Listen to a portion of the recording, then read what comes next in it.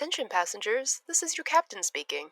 Today on our flight to the Denver airport, we'll be taking a bit of a detour to tell you about the mysteries and conspiracies surrounding it. So please, buckle up, relax, and the lovely flight attendants will be around shortly to pass out your snacks.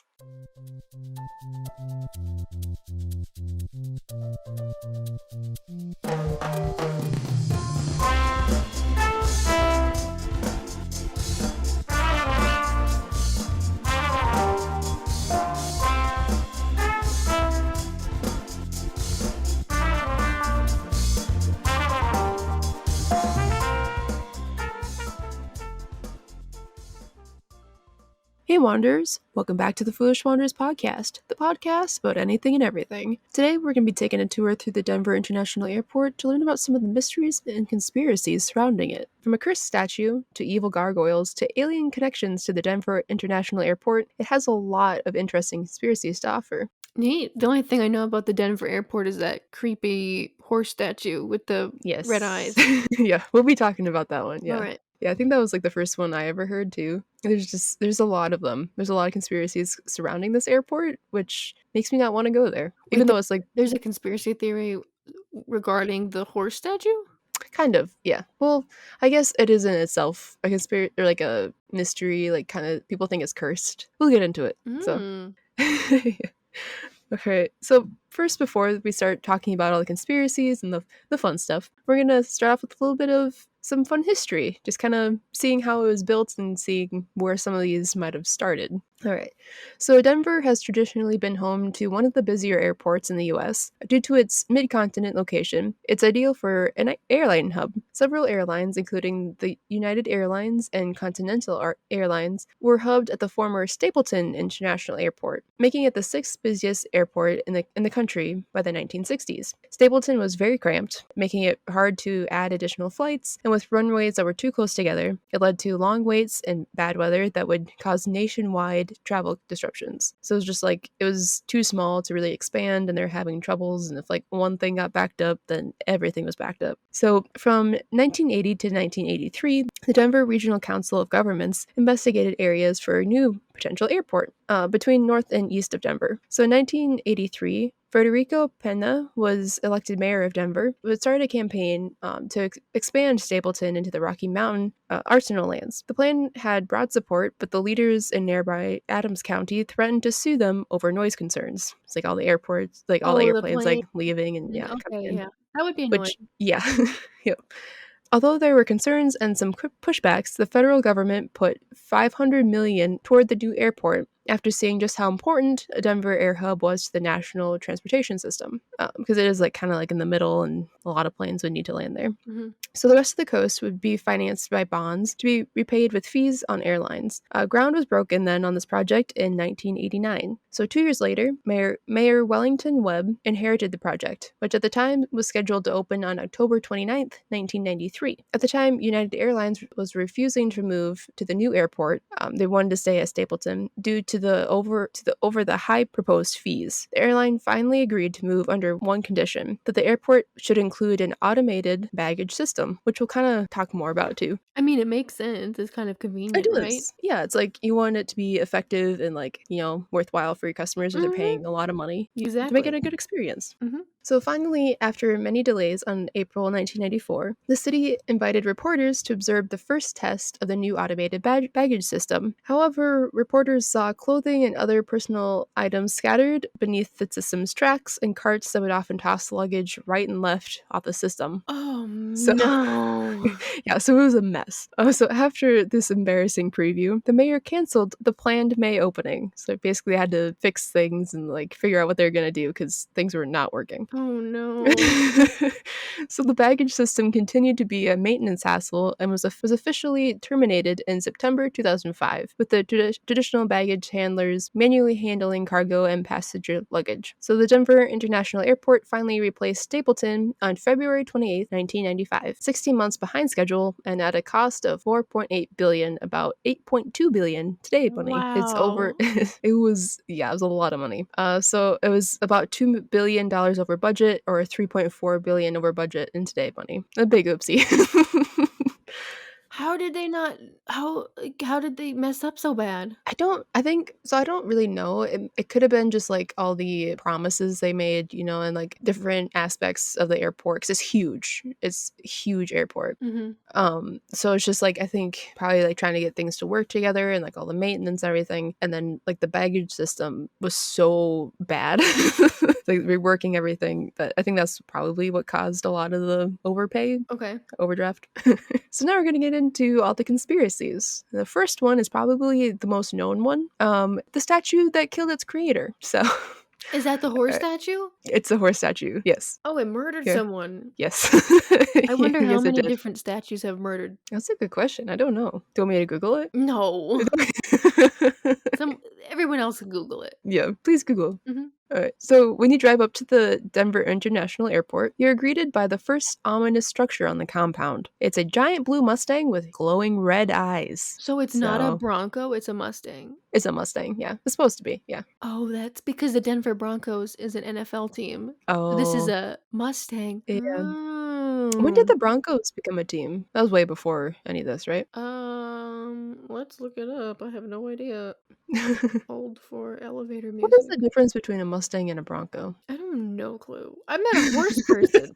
I'm not either. Let me Google that one while you're Googling when they started. They were founded in 1960. The Denver Oh, okay. Broncos were. Okay, cool. So a Mustang is a small, hardy, feral horse of the North American West. Feral. Feral, Just a yeah. wild horse. Cool. Yeah, yeah. And then a Bronco is a horse of Western North America that is wild or not fully broken. So it's just like where they're found. It's either North American West or Western North. Cool. Yeah, it's not much different, but just where you find them. Mhm. All right. So the cobalt blue Mustang statue was created by sculptor Luis Jimenez, who died before it could be completed. The statue was originally commissioned to be built by the city of Denver in the mid 1990s, when the current Denver International Airport was being established. So while they're in the midst of all the building of it. Mhm. In 2006, when Jimenez was working on his piece titled Blue Mustang, a section of the 32-foot tall, 9,000-pound cast fiberglass sculpture fell on him, severely severing an artery in his leg. So Oh yes, a gosh. horrible way to There's no die. coming back from that. Oh my No, it god. was horrible. So the wound ended up unfortunately killing Jimenez, and the manner of death led to some to invent a story about the horse coming to life and attacking the artist. So that's where kind of the conspiracy started, because some people were like, "What if it came to life and killed its creator?" I mean, it is creepy enough. It is, yeah. So Jimenez's children finished the sculpture and was officially unveiled in 2008. So it's actually not too Oh, long ago. it's not too long ago. Mm-mm. I always thought it was older than that. Wow. I did too. So today, some people still think that the statue is cursed, which, Mhm. you know, from hearing that story, you can kind of see it. Others believe that the horse's glowing red eyes are a reference to the four horsemen of the apocalypse, thus earning the statue's nickname Lucifer. Lucifer. Lucifer, according to Visit Denver. But in fact, the eyes are a tribute to Jimenez's father, who owned a neon lights shop in Mexico. So that's pretty cool. I mean, nothing screams welcome than a statue named Lucifer with glowing red eyes, right? Yeah, you Mhm. know, it's so welcoming. So just open arms, you know? Why would you pick red? That's like, That's like the most menacing evil color that you could pick. Like, you know, you could do white. White would be white would creepy, but like okay, be pretty. be Yeah, pretty. prettier But than red. red, Oh yeah. well. So the vivid blue coloring all over the animal Mustang statue is a clear nod to Jimenez's love for traditional Mexican muralists and the bright colors that he would have encountered as a boy, growing up and working in his father's sign shop. I mean, it makes sense. It does, yeah. Like the color choices and things about the statue, it makes sense, Mhm. but it's still added together. Still very creepy once It's you creepy. put it together. Yeah. Yeah, with this history, yeah. So, still, Lucifer is the most well known for its luminous red eyes that are juxtaposed against the blue body and deeply set into the head of the horse that look out towards the Rocky Mountains. When driving past, the blue Mustang's gaze cannot be missed. It's very Yeah, it is. He seems to be an all-seeing gatekeeper for those heading towards or away from the city. Okay, so even though in the dead of night, when the body of the sculpture is invisible against the surrounding roads, the eyes of Lucifer are unwaveringly bright red, so you can still see it like clear as day, which is mhm. creepy. So Lucifer was bestowed upon Jimenez's sculpture by locals shortly after its unveiling, so it's a pretty new nickname. A combination of the names Blue from its official name, the Blue Mustang, and the name Lucifer because it killed its creator. Mhm, and it has red eyes. Yes, that too. All right, so Creative. next, I said creative. Creative name. It kind of is. Oh man. So the next one we're going to talk about are the endless tunnels. Also, some people think that they are alien hideouts. So surrounding this airport, a lot of people think that there's conspiracies about like government officials and things talking to aliens below this compound, and just like, or there's a new world Below order the wait, below below the the airport. airport? Yeah. Okay, that's Yep, the like compound detour. you're talking about. I was like, "What?" Yes. Oh, sorry. The compound's like the airport, and then yeah, the tunnel's below it. So Okay. yeah. So the theory is that hidden beneath the airport's underground baggage transport tunnels is a secret bunker or series of bunkers that are designed to house billionaires and the global political elite for the event of a apocalypse. So like So when it's like everything goes a to panic shelter. yes, but huge. It's So yeah. huge. Okay. Yes. And then some people think that also like lizard people and or evidence of aliens were also thought to be lurking down there. So some people are Okay, like, so lizard people or aliens, yeah, just throw it all at the mhm, wall and see what sticks. Got it. yes, pretty much. Yes. Mhm. So it's been theorized that these tunnels will be used in the future to house political prisoners. It's also Interesting. been theorized that these tunnels are being used by the US government to perform electromagnetic experiments. Weird. Yeah, so there's just like basically a lot of things, like anything in these like gigantic tunnels. Mhm. People are like, "Ooh, creepy thing! What can be down there?" And that's what it is. Lizard people. Pleasure people. Yes. Why wouldn't they put mole people? Um, I don't know. I'll That's a have good to get in question. touch with In the their people. tunnels, get ahead of their head honcho. Yep. So some folks from the strangehistory.org have examined this phenomenon and couldn't find any basis for any of these claims. However, it is widely known that the tunnels underneath the Denver International Airport house a transit system for the airport, as well as the baggage system that was officially shut down in 2003. And because again, it was plagued with all those issues. You know, it's just like tunnels, like how people get around, like so Mhm. you don't have to weave in and out between customers and things. I mean, there's tunnels Yeah. underneath Disney World. Oh yeah, that's a whole That's other how they thing get too. the mascots, so, like Mickey Mouse and Goofy, to and from places without Mhm. them causing a scene. Yeah. Yeah. It's actually kind of fascinating if you think about it, like how they planned all this out. Just like pop up everywhere, like oh hello. Mhm. So the history of this like conspiracy: contractors who originally worked on the airport, which went over budget by a lot, and opened 16 months behind schedule, reportedly saw evidence of bunker entrances and unexplained tunnels, a multi-million dollar automated baggage system that failed to work as designed, fueling doubts about the intent and the scale of the construction. So some people think that it failed on purpose, just like they'd have the structure, but then the thing that they built it for would like fail, like, ooh, On sorry, it failed. purpose. And then, yeah, yes, Mhm. that's what some people are like, hmm. And then apparently an alien drawing or like graffiti had appeared on the walls, and blurry footage of lizard people has appeared on conspiracy websites. So people think they see like aliens and lizard people pop up. Okay, lizard people. Those are people. Okay, so this is some facts about from the actual airport. They say that roughly 1,000 people work daily in the various levels underneath the airport. So there's Mhm. multiple, carrying luggage from among ticket counters, planes, and baggage claim areas, and a pair of 7,000-foot long tunnels that run alongside the airport's underground trains, which were not immediately ready to use upon the airport's opening. As has been seen during a tour of the tunnels provided to the Denver Post, all the plumbing and electrical infrastructure appears to end at the underground's area lowest level. Hiding anything else under it would be an engineering feat on par with the channel that connects England to France. So it's kind of like they're trying to say like nothing really would be able to go on beneath what you can see, just because like there's no like plumbing or anything that can go down there. So like the idea of a Mm. bunker would have to be connected, like they have its own plumbing, and it'd just Yep, be like a whole lot of electrical, all this other stuff, it has to have its own grid. Yeah. yeah, yeah, pretty much. So, over the years, little personal touches have been made, Montgomery said of the tunnels, pointing to the hand drawn alien image. This is like one of the tour guides. As well as decidedly non alien themed graffiti like smiley faces. So, the automated baggage system has actually been used in various capacities, mostly by United Airlines until 2010. So, longer than when it was like discontinued. Okay, so this is Montgomery continuing on his tour. He says, there's a certain mystique to anything you can't see. 470,000 square feet of underground space. The fact of the matter is that it would take me 3 days to show you everything down here. So, 3 airport, days? 3 days is huge. Yeah, so to go tunnel like around every tunnel, like show you everything, it'd take you 3 days. Wow. Yeah.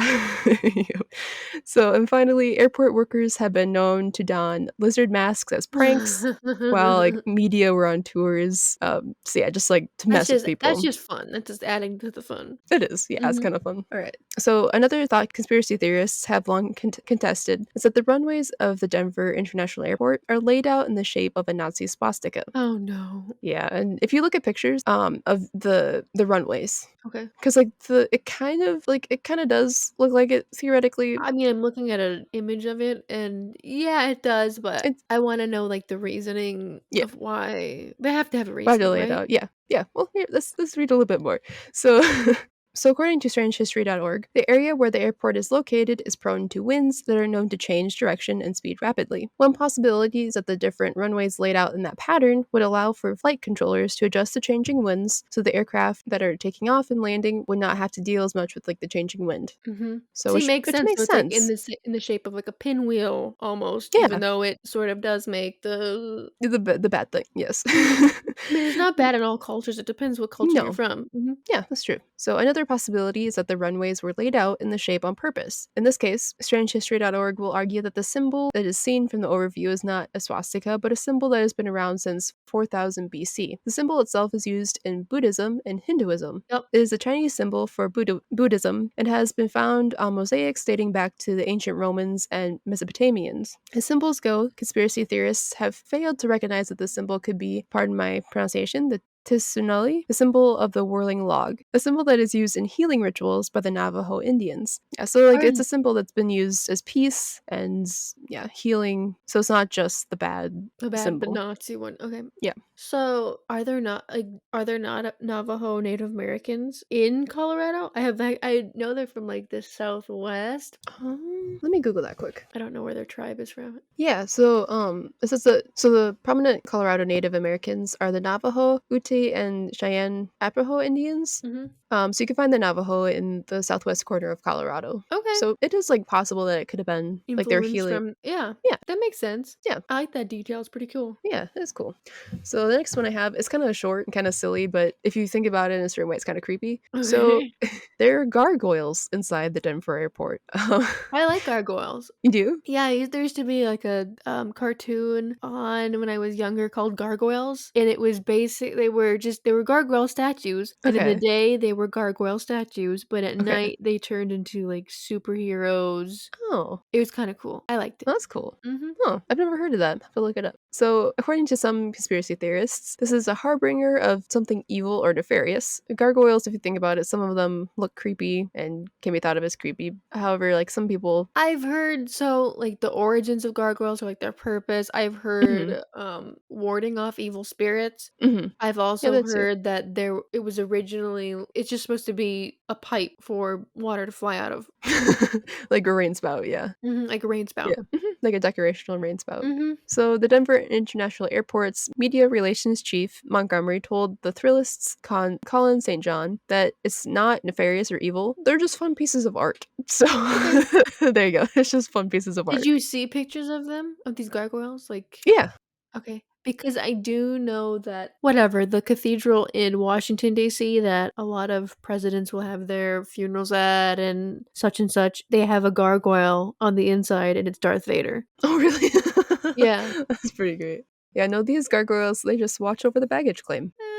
Maybe warding off evil those are Don't steal. cool. Okay, I'm looking at the images of the gargoyles right now. They kind of look like Art Deco type Yeah, art. they're not the scariest gargoyles I've ever seen. One's sitting on a suitcase, so I mean. I kinda like it.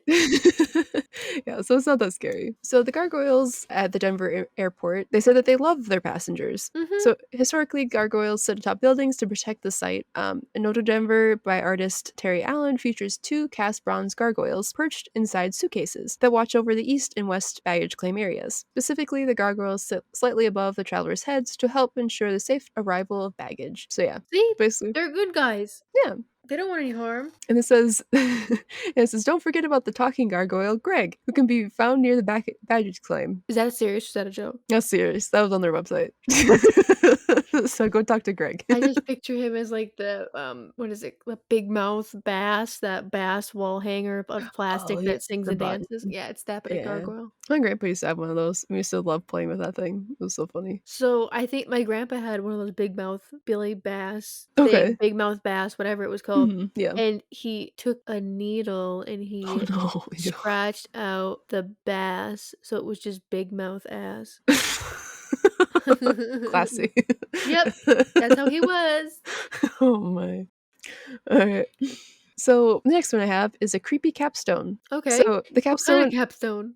so the capstone has two inscriptions that the theorists like to point out. First are the words "New Worlds Airport Commission." So, usually when you hear "New Worlds," that's kind of yeah, Creepy, it and sounds it a was in little the shape hmm. of a swastika. Creepy, Yeah. creepy. It adds to the creepy feeling. So, nearly every conspiracy theorist that strangehistory.org follows has claimed the New World Airport Commission never existed. However, the research has revealed that the commission did exist and they were a group of civic and business leaders that held events and did fundraisers during the construction of the Denver airport and that even attended the opening in 1995. So, it's just like a commemoral thing. The Okay. capstone is. The other inscription is that of the Freemason symbol on the capstone. So again, kind of makes it a little bit like, Yeah, interesting. because the Freemasons is, secret society, New Hmm. World Order type thing. Like we don't really have that much information about them yet. Many Yep. founding fathers for the United States were Freemasons, Hmm. and they've Yeah. got creepy secret traditions, like secret parties. Yeah. Yeah, I'm kind of afraid actually to look into those too much, not gonna lie. There's some things that like the Denver airport, like to me, like it's interesting to learn about. But there's some Mhm. things like some secret societies I don't want to look into. Yeah, I you don't should look in Skull and Bones. That will creep you out. Oh no. It's at Yale. Yeah, it's at Yale. At Yale? Oh Yeah. boy. I don't know if I wanna look at that one. I'll let you do the research on that one. So to, like, normal conspiracy theorists, this symbol is proof that the Freemasons, Illuminati, and the New World Order have a secret base and headquarters at the Denver airport. It's, like, in the tunnels and stuff. Why would it be at Denver unless that's what they want us to think and throw us off? That's very true. Yeah, like, you Mhm. wouldn't put your, like, logo on something that you're actually if you're trying to hide yourself, you wouldn't put your Yeah. logo there. Mhm. Yeah. So Brian Dunning of the website Skeptoid points out that hundreds of buildings throughout the US, the Masonic symbol of the local Masonic lodges in the cities that they were constructed. So it's not like a rare symbol necessarily. Mhm. It's That's still true. creepy, but it's like it's not like, oh, that's definitely here. Right. So yeah. There's some Masonic temples that are in everyday towns. Yeah, that's true. Yeah. Throughout America. So going to the last one that I have, there's a couple of murals that are in the Denver airport. So it's Mhm. like technically it's four murals, but they two sets, if that makes sense. So there's two paintings for each overall Yeah. mural. Yeah. Alright, that makes sense to me. Okay, very good. So, within the terminals of the airport are two large murals painted by artist Leo Deguma. These two pieces are titled The Children of the World Dream of Peace and In Peace and Harmony with Nature. So, not necessarily like the most threatening titles. Nice titles. Nice titles. Wait till you hear what is in them. So, the first section of the Peace with Harmony in Nature mural shows a brightly colored, horrific scene of trees burning in the background, Oh my gosh. You animals just and started out with a bang. Yep.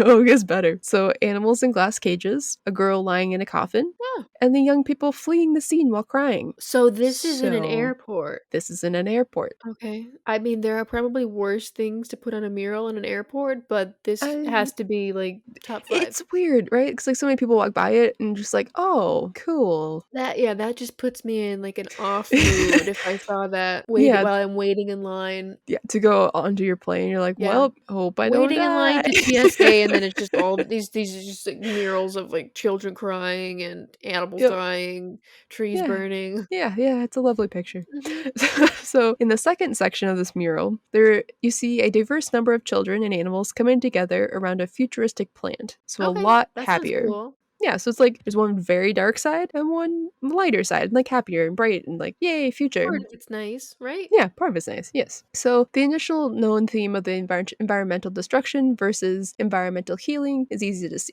So, one mural is like everyone dying, trees on fire, and the other one is like Mhm, everyone coming together and like everything's green and beautiful. mhm. However, many people believe that there's a lot more to these murals than what meets the eye. Okay. So, for instance, the first section of the mural, the bird that is in the middle is a quizzical bird, which can sometimes be used as an allegory for extinction. One of the main conspiracies surrounding the airport is that a mass extinction event will happen soon and that the Denver airport was built as a type of sanctuary for those selected to emerge into the new world unscathed. So, again, going back to the tunnels with like the bunkers and all that stuff. Mm-hmm. So, similarly, on the other side of the mural, the plant that all the children are gathered around can be seen as a symbol for the New World government that everyone will have to follow once the extinction event is over. So we're gonna follow a plant. I don't know if it's like literally a plant or if it's just like the blooming of a new government. I think that's more of what it's talking about. It's like a blooming of a new age. I'm a little. Okay? I'm a very literal person, so You're I'm like, gonna oh, we're say following a it's a plant. plant. You follow a beautifully colored plant. Mm-hmm. Yes. All right. So next mural, the children of the world dream of peace. So in the first section of the mural, a gas masked soldier wreaks havoc with a gun and a sword. There's also a caravan of refugees trudging onward away from him. A hiding child with a teddy bear, Oh my gosh. a dead child in someone's arms, and ruins everywhere. So yeah, this is in an airport. Wait, why does this? The thing that I didn't get was why did the masked soldier have a gun and a sword? Power. Wouldn't he just want to have the gun? I don't. I mean, I don't have an answer for that one.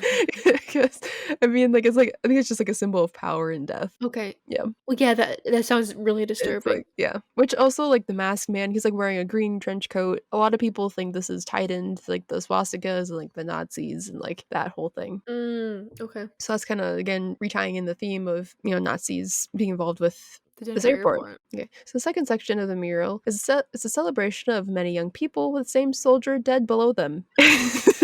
So the next one is, like, children surrounding this dead soldier. And they're like happy, and there's like rainbows. They're like, "Yay, he's dead."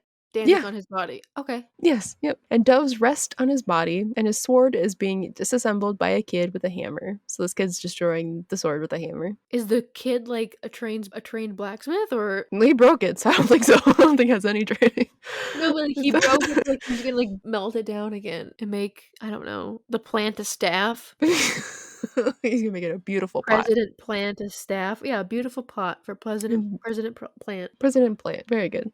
Yes. So the war versus peace themes in this mural are very clear. Yeah. Yet there's some very curious ideas to what this mural actually symbolizes. Themes of genocide, death, and destruction are very clear, which goes along with the other theories about the other mural that an extinction event is about to happen. So when it comes to the children of the world dream of peace being reversed, we're shown that the great evil was previously driven out of society, and society is currently working together. However, the second section of the mural shows that evil has come back to society and might destroy it. So it's kind of like if we work together, we're gonna defeat the evils and Yeah. stuff. Yeah. So I don't know. It's a whole lot of just like thinking and like people trying to find hidden meanings in this stuff. It is Mhm. creepy. I'm not gonna lie. Like because It's the creepy. imagery. I don't want to see this stuff if I go to an airport and I'm Yeah, traveling like even if you have like little kids, right? Like you're gonna walk through this terminal and you see with these, the and if dead you're like, kid holding a teddy what the bear. heck? Yeah, you'd be like, I don't want my kid to see that, right? Like a little Mhm. kid. I'm all for like the weird like apocalypse conspiracy theories, but I don't like it when they're like, "Oh, it will happen," but they don't have a Yeah, date. They're like, "It could yeah, happen. We don't it know could happen. Yeah, like be afraid, but like we don't know. when." Yeah, Yeah, when? Tell me when, where.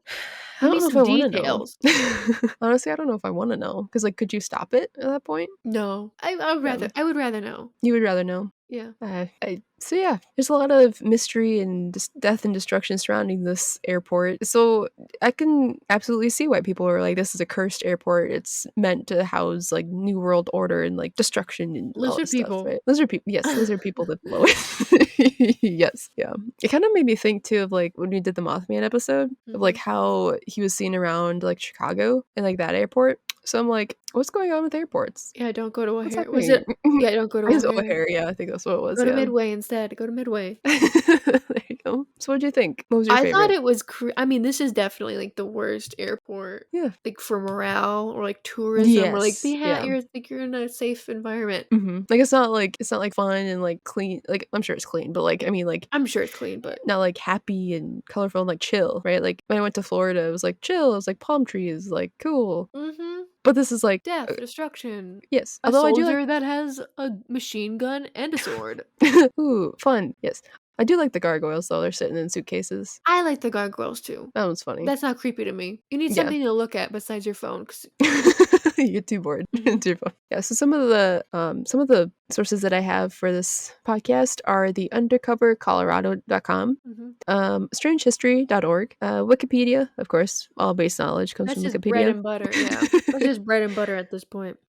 And then Denver Uncovered Colorado again for the murals. So it's like two different ones for Mustang and murals. So Okay. yeah, they have a lot of good information. All right. So if any of the listeners want to look into any of this stuff, read it through themselves, go to those things. Yes. Or go to the airport, go tour it. Yeah, take pictures. Oh, take pictures. Find a lizard person in the basement. Let us know. Meet Greg, It's the like, talking caramel. go say hi to Greg for us. Like, hey, what's up, Greg? That'd be great. Now, I think we have time for a fun fact. Quick fun fact. Ooh, So, which one do you want, Kendra? 1 through 4. Pick a number. Any number. 4. 3. 3? Okay. What's behind door number 3? All of the people in history that have reached age 65, half of them are living right now. So, of all history, of all people that have ever reached the age of 65 years old, half of them are living right now. Isn't that weird? That's like a shower thought. That's like It is. It that's literally like is a the shower like thought. mind blown. Half of the Yeah. people. Wait, say that again. So people that are listening are like, "Meh." Like, what happened? Okay. So, of all the people in history that have ever reached to live to the age of 65 years old, half of them are living right now. Just because, like, the age expectancy of, like, the It was like life. Like, 35, like Yeah, not too long ago, not too long actually. ago. Yeah. So, yeah, that's crazy. Like, when I read that, I was just like, it took me a second to sink that in. I read it like 4 or 5 times. I was like, Thank you, modern medicine. ah, yes. Yeah. Modern medicine and Wow. just, yeah, How technology and that's really nuts. it is. Yeah. So there's a shower thought for you to stress over. Yeah. Attention passengers, we are now beginning our descent to the Denver International Airport. We hope that you enjoyed your flight. Thank you for choosing Air Foolish, and say hi to Greg for us.